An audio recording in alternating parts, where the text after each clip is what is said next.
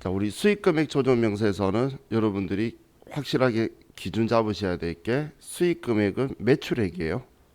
그렇기 때문에 그 회계상에 우리가 매출이라고 한 것들이 있죠. 그걸 법인세법이 생각하는 매출로 우리가 만들어 주는 거예요. 그런데 이 매출의 차이를 우리가 바꿔주면서 이건 세무조정의 조정이 아니에요. 매출의 금액을 조정하면서 이익의 차이가 발생하면 세무조정이 있는 거고, 이익의 차이가 발생하지 않으면 세무조정을 하지 않는 거예요.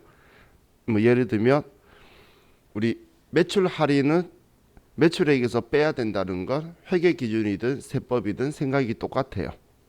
우리 매출 할인은 돈 깎아준 거죠. 그럼 매출이 아니잖아요. 그럼 빼야 되는데 회계에서 그걸 안 뺀 거예요.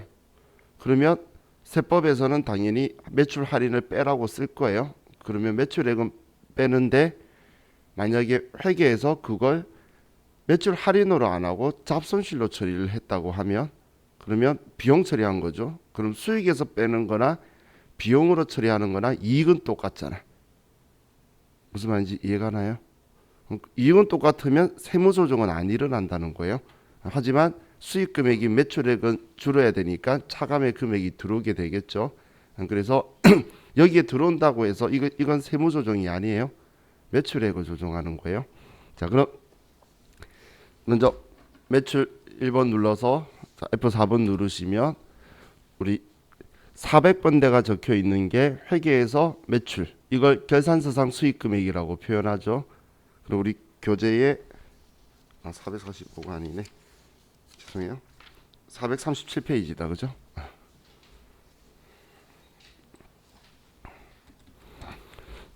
자, 그럼 결산서상 수익금액이라는 게 이걸 이야기하는 거예요. 회계 장부상의 400번대 매출액. 그럼 우리 공사수익금 교재 순서대로 부르면 공사수익금, 그리고 제품 매출, 다음 또 F4번 눌러서 임대료 수입. 자, 이렇게 불러오고, 그리고 우리가 법인세법은 부산물 매각이나 작업폐물 매각도 매출로 수익금액으로 볼 거예요. 근데 회계에서도 그걸 부산물 매출이라는 개정 과목 들어본 적 있는 것 같죠? 만들어 쓰는데 그렇게 안 만들어 쓰는 경우도 있어요. 그냥 잡이익이나 이런 영업외 수익 개정 과목으로 쓰는 경우에는 우리 법인세법에서는 수익금액으로 보기 때문에, 그럼 잡이익 중에 부산물 매각이 있다, 매출이 있다라고 하면 영업외 수익에 F4번 눌러서 잡이익 불러오고, 근데 이 잡이익에는 부산물 매각이 아닌 다른 것도 다 들어가 있겠죠. 그래서 이 금액 중에서 부산물 매각만 우리가 불러오는 거예요. 적어주는 거예요. 그럼 이제 결산서에 적혀 있는 거 이 금액을 가지고 이제 법인세법이 생각하는 조정 후 수익 금액으로 만들어 줄 건데, 자, 그럼 건설 공사가 있으면 먼저 기간을 확인해서 장기 건설이냐 단기 건설이냐라고 봐서 장기 건설 공사는 무조건 진행 기준으로 가는 거예요. 그럼 진행 기준을 하는 곳이 여기 작업 진행률에 의한 수익 금액으로, 우리는 공사 진행률 따라서 수익 금액을 인식한다. 회계에서도 매출을 인식한다. 그 이야기는 총 공사비 중에 공사비가 얼마만큼 들어갔냐가 작업 진행률로 보는 거예요. 공사비가 1억 들어갈 거다라고 했는데 7천만 원치 공사비 썼으면 공사 진행률이 70%다. 그럼 공사 다 하면 얼마 받기로 했니 해서 그 금액의 70%를 수익 금액으로 인식해라. 이렇게 가는 게 우리 작업 진행률인 거예요. 근데 단기 건설 공사도 작업 진행률로 하지만 우리는 신고 조정으로 완성 기준을 할 수 있기 때문에 장기 건설 공사냐 단기 건설 공사냐를 하는 거고, 우리는 세금은 세율이 오르지 않고 그대로라는 전제하에서는 세금은 늦게 내는 게 당연히 우리한테는 유리하다는 거예요. 그렇기 때문에 그럼 우리 올해 예를 들어서 1억을 벌고 내년에 1억을 번다라고 하는 것보다 그냥 올해는 안 벌고 내년에 2억을 다 번다고 하는 게 우리한테는 더 유리하겠죠. 그래서 단기 건설공사는 중소기업한테는 완성 기준 특례를 하는데 회계에서도 중소기업은 수용 인정을 해줘요. 회계에서도 그렇게 처리를 하면. 그럼 법인세법도 그렇게 해라고 그냥 둘 건데, 만약에 회계에서 진행 기준 했다면 우리 중소기업은 완성 기준으로 신고 조정이 가능하다는 게 특례라는 거예요. 근데 장기건설공사는 그런 거 없어요. 무조건 진행 기준. 그럼 장기건설공사는 작업 진행률에 의한 수익 금액에서 쓸 거고, 단기건설공사 완성 기준 하는 특례 같은 경우는 여기 특례 탭에서 할 거라 그랬죠. 자, 그럼 먼저 우리 미도빌딩 신축을 보면, 자, 미도빌딩 신축, 도급자가 주식회사 미도상사, 도급 금액은 9억. 그럼 해당 3년도 말 총 공사비 누적액 지금까지 공사비 쓴 게 5억 400만 원이고, 총 공사 예정비가 7억 2천만 원이면 70% 공사를 했죠. 그럼 지금 이게 회사가 이만큼 공사비 썼으니까 세법도 이만큼 공사비 썼다고 생각하고, 그럼 6억 3천만 원이 수익 금액이 돼야 된다라고 이야기한 거예요. 매출액이 돼야 된다고. 그럼 얘 누적이니까 올해만이 아니고 지금까지 총 매출액을 6억, 공사 매출액을 6억 3천으로 봐야 된다는 건데, 회사는 전기 말까지 3억을 인식했고 올해 3억 2천만 원을 인식했다는 거예요. 그럼 회사는 6억 2천만 원만 인식을 했죠. 총 3억하고 3억 2천. 그럼 세법은 너 공사비 5억 400만 원이면 6억 3천이 수익금액 공사 매출로 봐야 되는데, 5억 400 수익금 공사비인데 6억 2천만 했으니까 너 매출액 1천만 원 더 높여야 된다라는 거예요. 그럼 공사비는 똑같은데 매출액이 1천만 원 더 올라가면 너 1천만 원 더 벌었어, 그 이야기인 거죠. 그래서 이익에도 차이가 발생한 거예요. 그럼 지금 여기에 공사비가, 컴퓨터는 작업 진행률에 의한 수익 금액은 공사 수익금인 줄 인지를 해요. 그렇기 때문에 1천만 원이 자동으로 올라간 거고 매출액에선.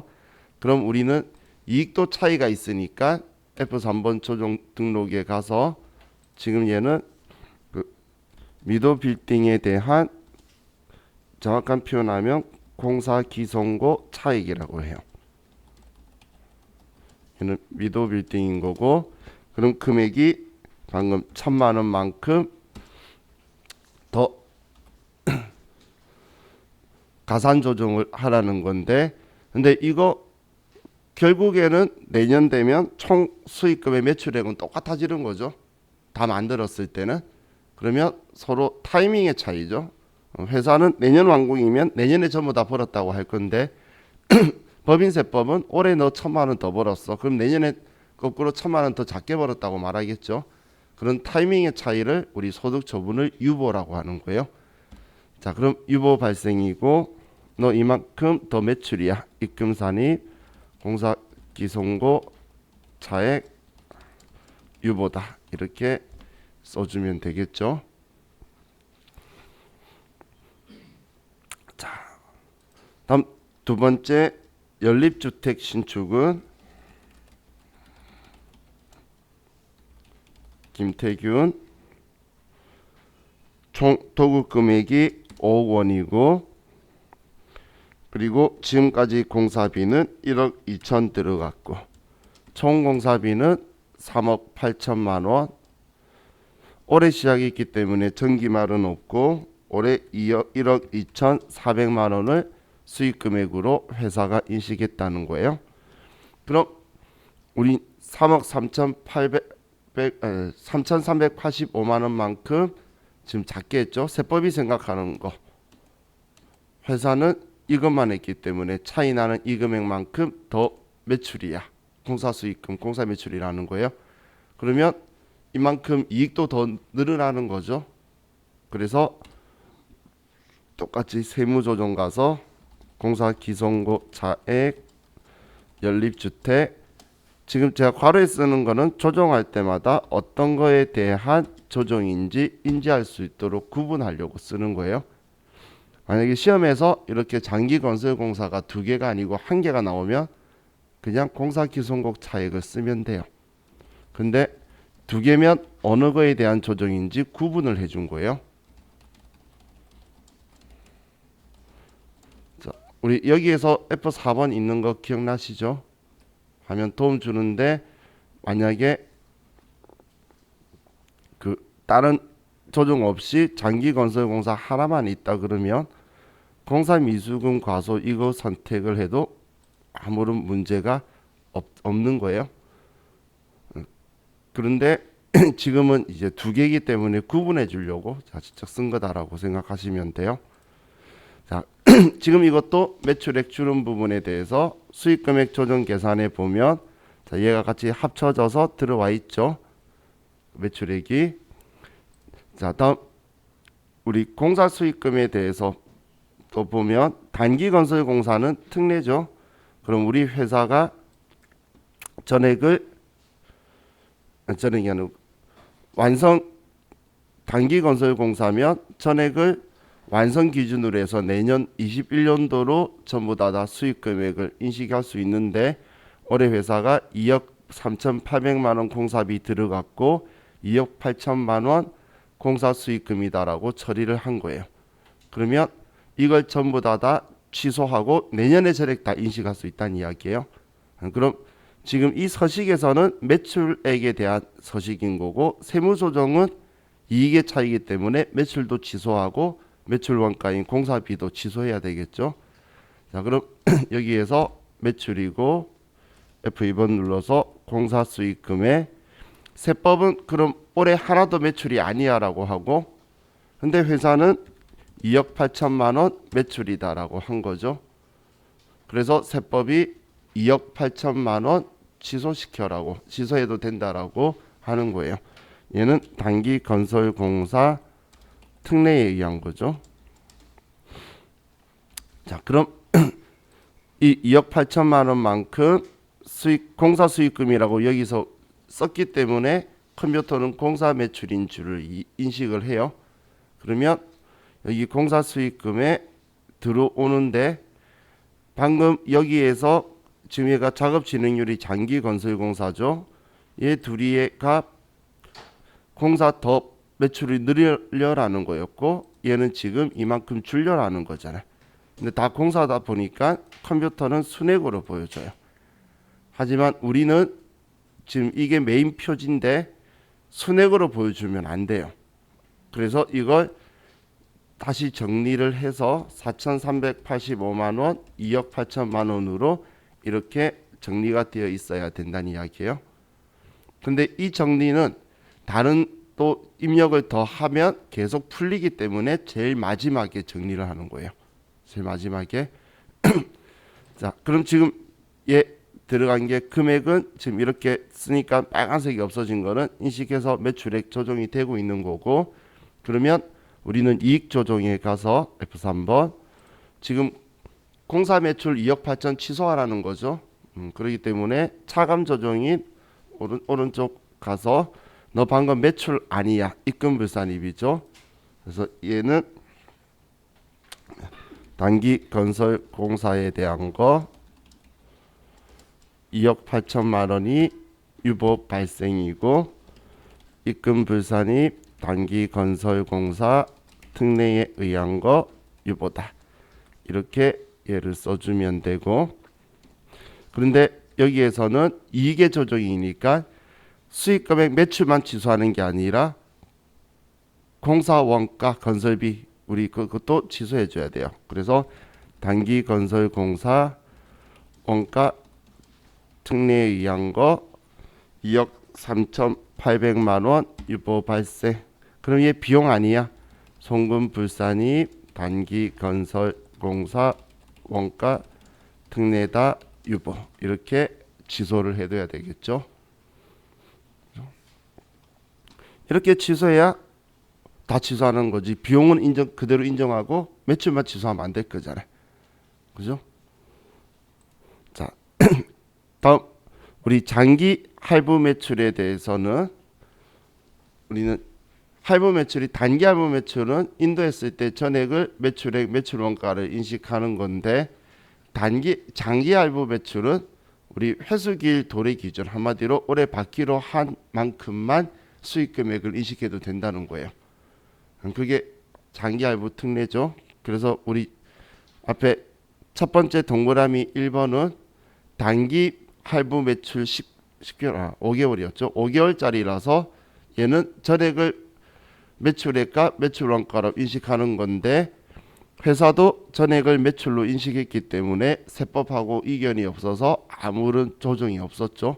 매출도 없었고, 매출 조정도 없었고, 우리 이익의 조정도 없었고. 그런데 아래 동그라미 2번은 우리 20개월 할부였어요. 그래서 장기 할부 매출이라서 올해 받기로 한 돈만큼만 인식을 할 건데, 그럼 올해 돈 받기로 한 게 6월 1일, 8월 1일, 10월 1일, 12월 1일 4번이었어요. 그죠? 자, 저는 했던 것처럼 이야기하는데 참 듣는 것처럼 바라보시면 그죠? 자, 지금 이게 우리 반만 썼던 교재예요. 그렇기 때문에 노란색 줄이 막 쳐져 있는 건 우리 같이 하면서 저번 시간에 이렇게 줄 거면서 했다는 거예요. 파일이 우리 반마다 다른 파일을 쓰고 있기 때문에 이건 우리 반만 쓰는 파일이에요. 이건 우리 반의 흔적이에요. 자, 그럼 지금 500만 원씩 4번이면 올해 2천만 원만 인식하라는 거예요. 2천만 원만. 그럼 3천만 원은 내년 돈 받을 때 매출로 인식하라는 거예요. 그럼 매출도 그렇게 되면 원가도 똑같이 인식해야 되는 거예요. 그럼 원가도 그럼 총 10번 받는 거였으면 400만 원씩이죠. 그러면 4번이면 1600만 원씩 해야 되는 거예요. 지금 5천만 원을 500만 원씩 10번 받을 거면 원가도 400만 원씩 10번 인식해야 되는 거잖아요. 매번. 이해가시죠? 그러면 지금 얘는 매출은 2천만 원, 매출 원가는 1600만 인식해야 되는 거예요. 근데 전에 제가 이렇게 설명해 줬죠. 우리가 2천만 원만 인식할 거니까 3천만 원 취소할 거잖아요. 그러면 3천만 원 취소한다는 건 60% 취소하는 거죠. 그래서 얘도 60% 취소하니까 2,400 취소한다고 표현했어요. 그죠? 자, 그럼 이제 얘는 특례에 의한 거기 때문에 특례 탭 쪽에서 자, 매출이고 제품 매출이고 세법은 이번에 2천만 원만 매출 인식하면 된다라고 한 거고, 세법은 세법이 죄송해요. 세법은 2천만 원만 인식하면 된다는 거고, 근데 회사는 지금 문제의 장부에 전액 매출액과 매출원가로 했다라고 적혀 있죠. 5천을 다 했다는 거예요. 그래서 3천만 원 줄여라는 거죠. 그럼 장기 할부 매출 특례에 의해서 조정할 거라는 거예요.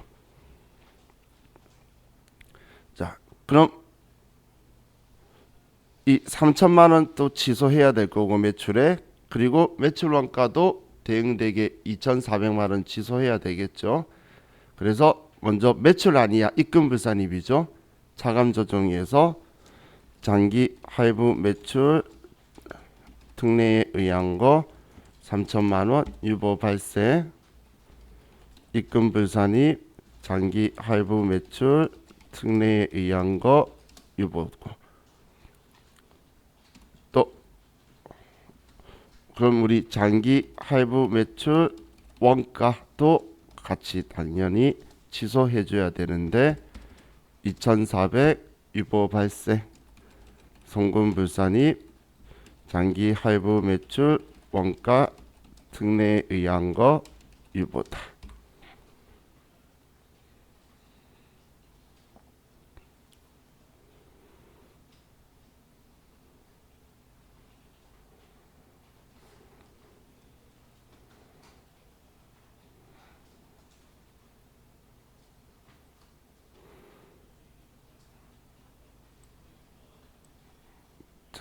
그럼 이제 수익금액 조정 명세서는 되었고, 마지막 5번. 자, 5번도 남았구나.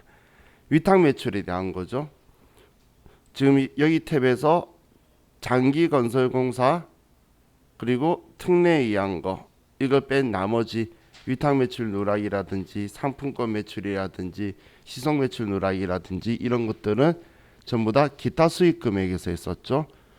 그럼 여기에서 지금 볼 때 우리 회계 기준하고 생각은 똑같아요. 위탁 매출은 수탁자가 물건을 인도하고 팔면 그때 수익 인식해야 되는 거고, 시속 매출은 고객이 구매 의사를 표시하면 그때 우리가 판 거고, 상품권은 물건 인도하면서 상품권 회수해야지 수익 인식하는 거예요. 회계하고 세법하고 똑같은데 회계에서 그걸 누락하거나 인식을 안 시켰기 때문에 차이가 발생하는 거예요. 그럼 지금 이 문제도 지금 12월 31일 날 수탁자가 팔았는데 지금 결산서상에 매출액과 매출원가가 누락이 돼 있잖아, 손익계산서에. 그래서 이만큼 매출액도 늘려줘야 되고 세무조정에서는 매출원가도 넣어줘야 되는 거죠. 그럼 여기 기타 수익금액에서 구분해서 F2번하고 제품 매출에서 매출액 수익금액이 1,000만 원인데 여기는 대응 원가도 써주고, 얘는 위탁 매출이 누락된 거고, 그럼 이거에 대해서 지금 매출 1,000만 원 누락됐지만 사실 이익은 200만 원 누락된 거죠. 1,000만 원에 팔면 800 원가이니까 200만 원 누락이죠, 이익은. 그래서 세무조정할 때는 매출액과 매출원가를 다 쓸 건데, 위탁 매출은 F4번 눌러서 위만 치면 자주 쓰는 거라서 있다라고 했죠. 그럼 위탁 매출 1,000만 원 누락했고, 그리고 위탁 매출 원가 누락했다, 이렇게 해주면 매출 세법상의 매출 수익금액 1,000만 원 높이고 세법상의 원가를 800 비용을 높여주면 이익은 200만 높아질 거잖아. 그죠?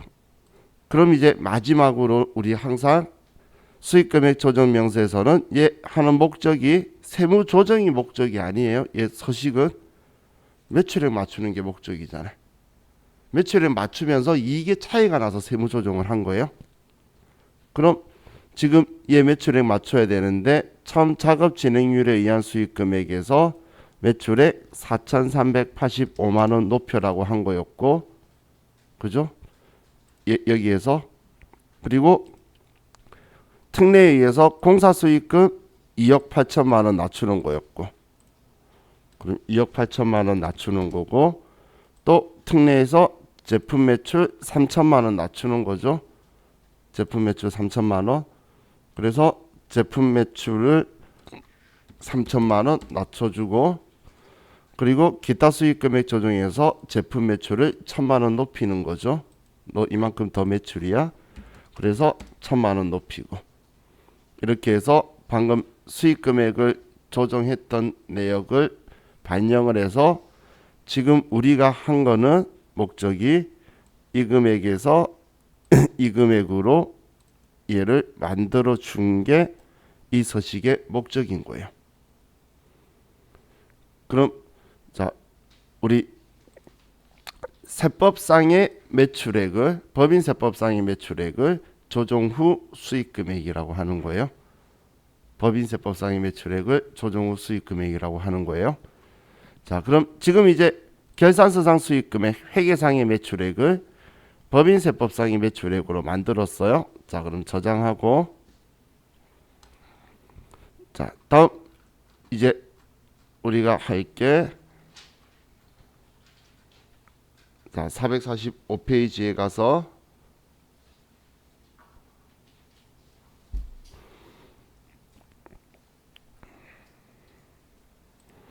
이번엔 조정 후 수익금액. 조정 후 수익금액은 이번에는 방금 법인세법상의 수익금액으로 만들었는데 그걸 이제 여기 차익 검토에서 더하기 빼기 하면서 부가가치세법상의 과세표준으로 또 바꿔주기 위해서 더하기 빼기를 하는 거예요.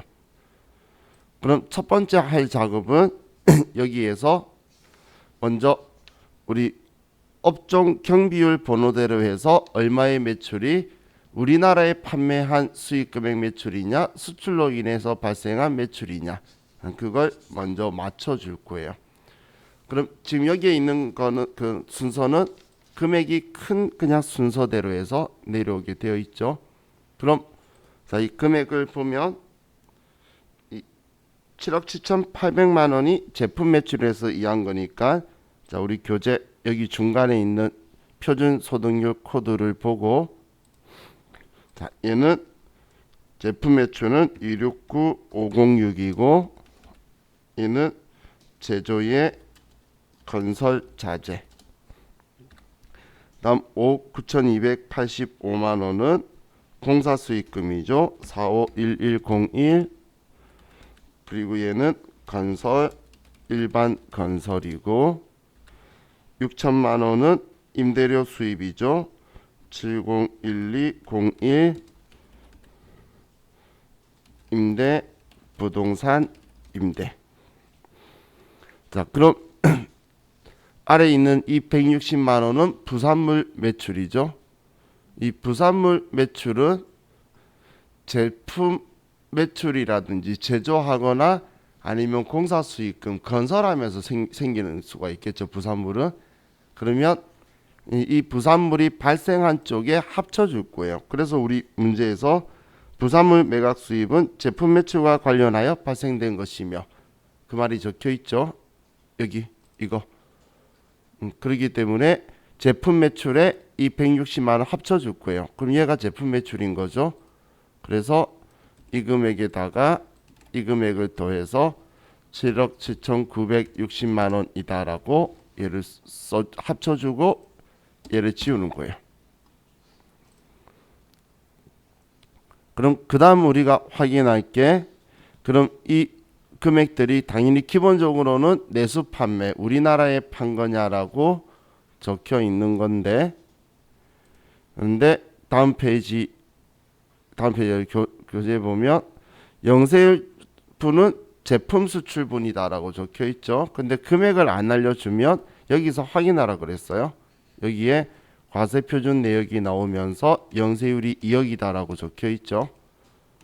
그러면 이 2억이 지금 제품 매출인 여기에 들어있다는 거예요. 그럼 여기에서 2억을 우리나라에 판 거는 그럼 5억 7,960이란 이야기죠. 우리나라에 판 거는 그죠? 영세율이 2억이 있으면 우리나라에는 5억 7,960이잖아요. 그래서 여기 우리나라에 판 거 5억 7,960만 원으로 금액을 수정하고 그런데 수입 상품은 우리나라에 판 게 아니죠. 영세율은. 그래서 얘를 지우면 2억이 오른쪽 넘어가게 됐죠.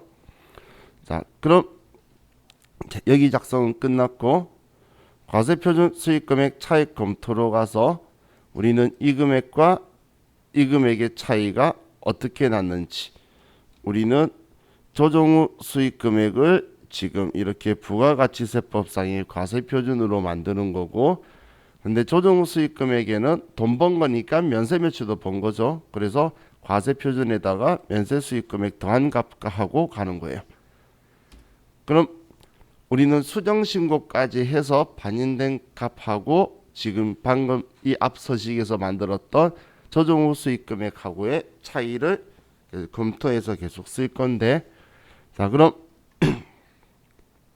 우리 여기에서 먼저 앞서식에서 우리가 손댔던 거 있죠. 여기에 지금 우리가 손댔던 게 지금 그 작업 진행률에 의한 차이죠. 얘가 지금 이 작업 진행률의 차이라 말한 게 얘 지금 부가가치세법에는 이 금액들은 세금계산서가 발행됐는데 세법이 생각하고 올린 이 금액에 대해서는 당연히 세금계산서 발행 안 돼 있을 거잖아. 세법이 그냥 올린 거죠. 그러면 부가가치세법 과세표준으로 다시 맞춰주려면 얘는 빼줘야 될 거예요. 그렇기 때문에 우리는 작업진행률의 차이 금액에서 마이너스 방금 4,385만 원을 빼줄 거예요. 이 금액을 빼주고 또 우리 조정했던 게 특례에 의해서 우리가 조정한 게 있었죠. 지금 2억 8천만 원만큼 회사는 세금계산서가 발행되어 있는데 우리는 지금 수익금액에서 빼버렸잖아. 그럼 다시 넣어줘야지 부가가치세법과 똑같겠죠. 그렇기 때문에 우리는 특례에 의한 건 따로 칸이 없으니까 여기 빈칸에 만들어줘서 단기건설공사 특례에 의한 거다. 방금 얼마였죠? 2억 8천만 원. 자, 그리고 또 장기 할부 매출도 전액 5천만 원이 세금계산서 발행된 건데 우리 3천만 원 취소했잖아. 다시 올려야 똑같이 5천만 원 되겠죠. 그래서 장기 할부 매출 특례에 의한 거 3천만 원이다. 자, 그리고 우리 위탁 매출 누락했던 것도 우리가 조정을 했었는데 얘 올렸죠. 그런데 우리 이 앞에 서식 문제에서 위탁 매출 누락한 거에 대해서 우리 세금계산서 발행 안 되어 있다라고 적혀 있잖아. 그러면 부가가치세법 과세표준에 안 들어가 있겠죠. 세금계산서 발행 안 했으니까 안 들어가 있지. 근데 우리는 올렸잖아. 그럼 도로 내려야지 일치하게 되겠죠. 그렇기 때문에 이제 우리는 매출 누락된 거 마이너스 1천만 원을 내려주게 될 거예요. 자, 이건 우리가 이 앞에 수익금액 조정명세서에서 손댔던 부분을 우리 방금 한 거고, 이제 그 외에 수익금액 제외되어 있는 항목들 있죠. 간주공급이나 간주임대료나 고정자산 매각은 우리가 돈 번 게 아니기 때문에 법인세법한테는 안 들어와 있지만 부가가치세법에서는 과세표준으로 들어와 있는 거예요. 그러면 자, 그 내용이 지금 우리 아래쪽에 차량 문방구 매각, 고정자산 매각이 840만 원 있고 부가가치세법상의 간주임대료가 600만 원 있죠. 그러면 얘 둘이를 여기 고정자산 매각에 840만 원 그리고 간주임대료가 600만 원이다. 이렇게 써서 조정 후 수익금액과 부가가치세법상의 과세표준 이 둘의 차이가 없어지도록 만들어 주는 게 이 서식이고, 이 서식에서는 차이를 우리가 검토해서 알려주는 거지 세무조정하는 것은 아니었어요. 그렇죠? 이게 우리 조정 후 수익금액 명세서였고, 자, 그럼 453페이지에 가서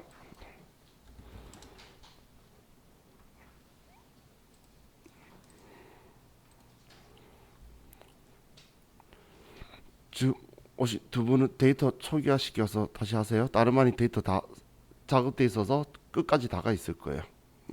지금 두 분 늦게 오신 분들 데이터 다 들어가 있어요. 자, 우리 이 두 개는 시험에 등장 안 하니까 이제 과목별 세무조정 가서, 자, 퇴직급여 충당금 조정 명세서가 있는데 얘는 우리가 먼저 퇴직급여 지급 대상이 되는 직원이나 임원의 급여에 이 금액의 5%로 한도 계산하는 거에 하나이기 때문에 퇴직급여 지급 대상 임직원의 월급을 먼저 산정을 하는 거예요. 그럼 회계장부상의 급여를 먼저 다 불러온 후에 퇴직금 지급 대상이 아닌 임원 또는 직원의 급여를 써서 빼고, 그래서 퇴직금 지급 대상자의 급여를 만드는 건데, 빼줘야 되는 게 우리 1년 미만 근속자에 대한 퇴직금 지급 규정이 없으면 여기에 급여 써서 뺄 거고, 그리고 올해 퇴직한 실질적 퇴사가 발생한 사람들의 퇴직금이 있으면, 급여가 있으면 그것도 뺄 거고, 확정 기여형 퇴직연금 상품 가입자의 급여 지급액이 있으면 그 금액도 뺄 거예요. 그런데 우리 총 급여액 중에서 임원 상여금이 한도 초과가 나면 그건 퇴직금 산정하는데 들어가면 안 되기 때문에 임원 상여금 한도 초과 난 부분에 대해서는 여기에서 금액을 뺄 거고, 그러면 우리는 그 금액만큼은 바로 세무조정을 해줘야 되는 거였어요. 상여금이 비용인데 세법 비용으로 인정 안 해. 그리고 소득 처분은 우리 그래도 임원이 가져갔을 거니까 상렬하고 처리할 거라 그랬죠. 자, 그리고 퇴직금 추계액하고 우리 보험수리적 퇴직급여 추계액하고 이 두 개는 알려줄 거니까 얘는 무조건 알려줄 거니까 꼭 써야 되는 거고, 얘는 알려주면 쓰고 안 알려주면 안 쓰는 거였어요.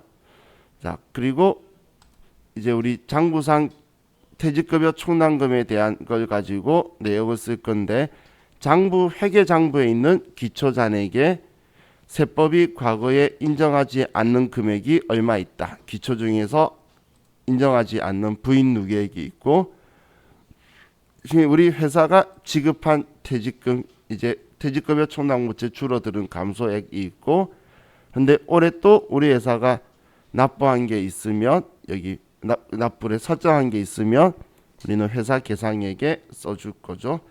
그럼 우리 지금 현재는 회사가 퇴직급여 충당부채를 설정하는 거는 우리는 법인세법이 전부 다 인정하지 않기 때문에 회사 계상액은 전액 부인액으로 송금불산입 유보로 두게 될 거예요. 자, 그럼 우리 교재 있는 거 가지고 입력을 하면,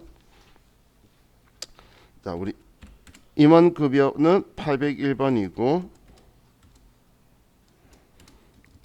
그리고 직원급여는 802번이고, 임금은 504번.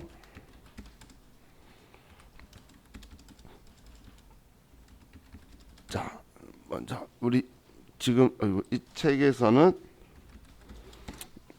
지금 퇴직금 지급 대상이 아닌 임원 직원에 대한 급여액이 나와 있으니까, 자, 이걸 보고 쓰고, 다음 퇴직금 추계액은 21명 1억 9,800만 원이고, 우리 교재에 동그라미 3번에가 기초잔액이 1억 3,600만 원, 그리고 충당금 부인 누계액이 기초 충당금 부인 누계액 5,800만 원, 기중 퇴직금 지급한 건 2,400이고, 우리 동그라미 5번에 회사가 설정한 게 4억 4,620만 원이었어요. 그리고 퇴직연금 전환금은 장부를 조회해서 볼 건데, 자, 얘는 전환이라고 치면 국민연금 전환금이 보이고, 이게 있다고 써라고 문제에서 말하면 쓰는 거예요. 오래전에 없어진 거기 때문에 꼭 있는 게 아니에요. 99년도에 사라진 거예요. 그럼 532만 원이 있다, 이렇게 써주면, 자, 예, 작업은 끝이 났는데, 그럼 지금 여기에서는 우리가 부인했던 거 추인하는 것도 없고 초과해서 지급한 게 없어서, 그럼 올해 설정한 거에 대해서만 세무 조정해 주면 되겠네요. 얘는 전부 다 전액 비용 인정 안 한다라고 했죠. 그래서 조정 등록 가서 퇴직급여 충당금 한도 초과다, 금액 4,620만 원, 방금 회사 계상이 전부 다죠. 얘를 송금불산입 유보 처분하면 되는 거였죠. 자, 그럼 우리 퇴직급여 충당금 조정명세서는 이렇게 하고, 자, 퇴직연금 부담금 조정명세서로 가서, 자, 퇴직연금 부담금 조정명세서는 우리 퇴직연금 운영자산 내용이라고 했어요. 우리 확정 기여형의 경우에는 퇴직급여라고 비용 처리하고 세법이 비용 인정하고 서로 관계가 끝인 거예요. 그런데 퇴직연금 운영자산은 자산으로 처리하고 비용 인정 못 받았잖아. 그래서 세법에서 신고조정으로 비용을 인정해 주는 거였죠. 그럼 그래도 무한정 인정해 주는 게 아니기 때문에 한도 계산을 하는 거였어요.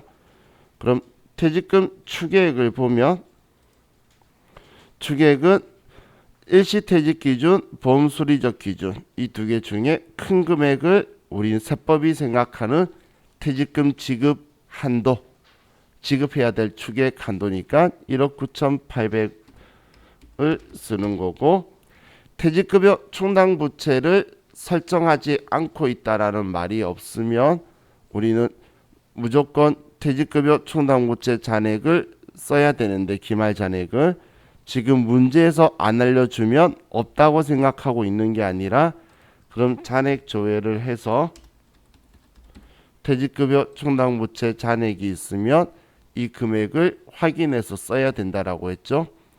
그럼 1억 5,820만 원이 장부상 기말 잔액이고 단기말 부인 누계액은 지금 이 앞에 기초 부인액이 5,800이었는데 근데 올해 납부한 만큼 또 우리 송금불산입이 조정했잖아. 그럼 이 금액만큼 또 부인을 했죠. 그렇기 때문에 단기말 부인 누계액은 얘 둘이의 합이 되겠죠. 그래서 얘 금액이 지금 우리 교재에서 이 금액을 1억 420만 원이다라고 써주고 자 그럼 아래쪽에서는 이것만 쓰는 거고 이제 기초퇴직연금 예치금 네모박스 1번은 회계장부상에서 회계장부상에 퇴직연금 운용자산의 기초 감소 해약한 거 납입 증가한 거를 회계장부상 거 쓰는 거라 그랬어요. 그럼 우리 4번에서 기초는 1,850만 원, 해약 지급한 거는 500, 납부는 1,000만 원. 그럼 네모박스 2번은 우리 회사가 송금 산입 신고 조정에 송금 산입한 금액 전기말까지 그리고 여기는 해약한 건데 따라서 들어오는 거니까 우리 교재의 제일 마지막에 아래쪽 교재 제일 아래쪽에 이런 문구를 확인을 하고 쓰는 거라 그랬어요. 왜냐하면 올해 이전에 전부 다 안 했을 수도 있으니까. 얘는 강제 신고 조정 사양이 아니고 신고 조정하면 허용해 주는 거죠. 그럼 지금 한도 이내에 있기 때문에 올해 해약한 거는 추인해 줄 거고 올해 납부한 거는 송금 산입 조정해 줄 거죠. 그럼 조정 등록 가서 올해 납부한 거는 퇴직연금 납부한 거 1,000만 원이고 그리고 올해 지급한 거는 500만 원 유보 감소로 추인을 해줘야 되겠죠.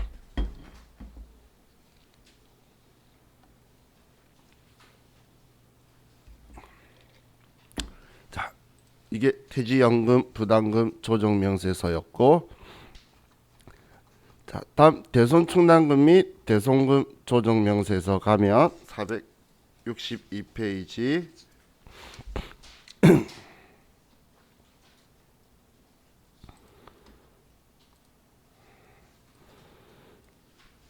자, 먼저 회계장부에서 대손 처리한 내용을 먼저 위에 쓰는 거고, 그리고 대손 충당금하고 대손 상각비에서 회계 처리할 때 대손 충당금으로 처리한 거, 대손 상각비로 처리한 거 이렇게 두 개를 구분해서 대손 충당금으로 대손 회계 처리한 것 중에 세법이 인정하는 거, 인정하지 않는 거, 대손 상각비나 기타의 대손 상각비 처리했는데 세법이 인정하는 거, 인정하지 않는 거. 그럼 시험 문제에서 대손 충당금이나 대손 상각비 처리했다는 말이 없으면 원장 조회에서 회계 처리 내역을 꼭 확인하라 그랬어요.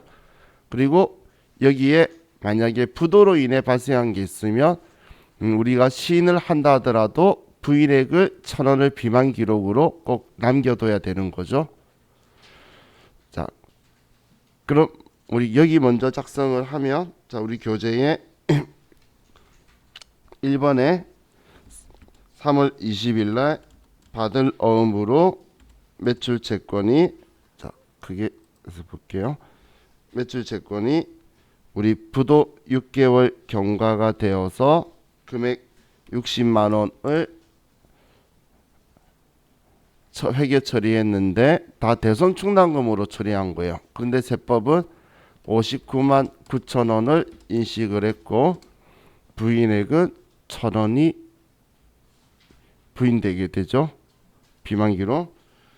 자, 다음 9월 10일 날 외상매출금, 매출채권, 소멸시효가 완성이 된 거는 세법이 죽어도 못 받아라고 하는 거였죠. 그래서 얘는 인정을 하고, 다음 9월 25일 날 받을 어음 매출채권 부도 6개월 미경과죠. 그래서 이 60만 원은 전부 다 부인한다는 거예요. 그럼 여기에서 부인하는 이 금액들은 전부 다 세무소정 대상이고, 그럼 여기에서 대손금 부인액을 처리할 건데 두 개는 따로따로 해야 되니까 60만 원만 저는 그냥 쓰고, 그리고 비만 기록으로 1,000원을 또 따로 조정해 주는 게 원칙이라 그랬어요.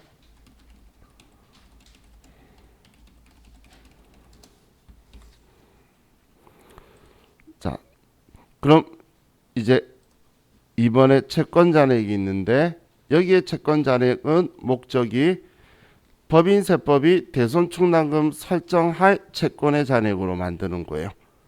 그래서 회계장부상의 단기말 채권 잔액에 세법이 채권 잔액을 줄여야 된다, 줄이면 안 된다라고 하는 가감을 해서 세법상의 채권 잔액으로 바꾸고, 이 세법상의 채권 잔액에다가 대손충당금 설정 안 할 것들, 우리 외상매입금하고 상계하기로 했거나 특수관계자에 대한 채권이거나 아니면 할인이나 배수한 거는 제외한 나머지 채권들이 세법상의 대손충당금 설정할 채권이죠.